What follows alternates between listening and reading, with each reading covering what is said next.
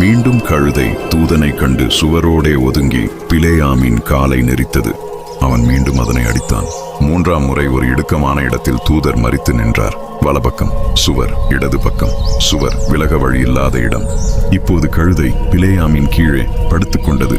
பிலேயாம் கோபத்தில் வெடித்தான். தடியினால் மீண்டும் அடித்தான். அந்த தருணத்தில் கர்த்தர் கழுதையின் வாயை திறந்தார். அது பிலேயாமை பார்த்து சொன்னது, நீர் என்னை இப்பொழுது 3 தரம் அடிக்கும்படி நான் உமக்கு என்ன செய்தேன்? பிலேயாம் அதிர்ச்சி அடையாமல் தன் கோபத்தில் பதிலளித்தான், நீ என்னை பரியாசம் பண்ணி கொண்டு வருகிறாய். என் கையில் பட்டயம் இருந்தால் இப்போதே உன்னை கொன்றிருப்பேன். நான் உமக்கு கீழிருந்து இந்நாள் வரை நீர் ஏறிய கழுதை நான் அல்லவா? நான் இப்படி செய்தது உமக்கு எப்போதாவது உண்டா? கர்த்தர் பிலேயாமின் கண்களை திறந்தார்.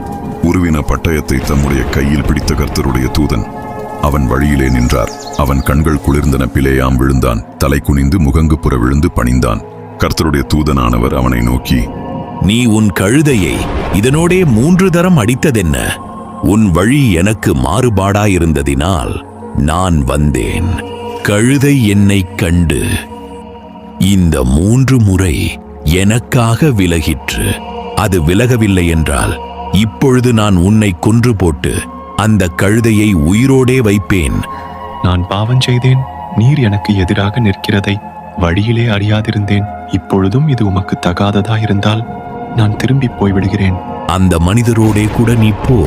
ஆனால் நான் உனக்கு சொல்லும் வார்த்தையை மாத்திரம் நீ சொல்ல கடவாய். அப்படியே பிலேயாம் மீண்டும் பாலாகின் பிரபுக்களோட கூட பயணித்தான். பிலேயாம் வருவதை பற்றி கேட்டவுடனே பாலாக் எழுந்து அர்னோன் நதியின் கடைசி எல்லையில் உள்ள தன் அரண்மனையில் இருந்து புறப்பட்டான். அவன் பிலேயாமுக்கு எதிரே வந்தான்.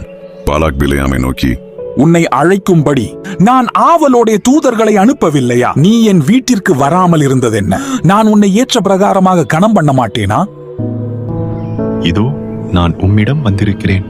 ஆனால் ஏதேனும் சொல்லுகிறதற்கு என்னால் ஆகுமா? தேவன் என் வாயிலே அளிக்கும் வார்த்தையையே சொல்லுவேன்.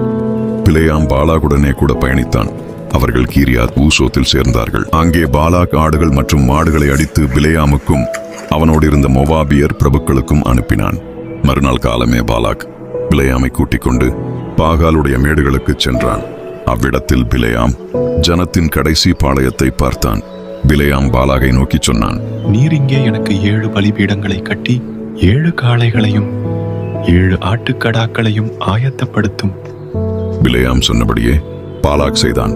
பின் பிலேயாம் பாலாகை நோக்கி, நீர் உமது சர்வாங்க தகன பலி அண்டையில் நில்லும். நான் சென்று வருகிறேன். கர்த்தர் என்னை சந்திக்கலாம். அவர் என்னை நோக்கி பேசினார்.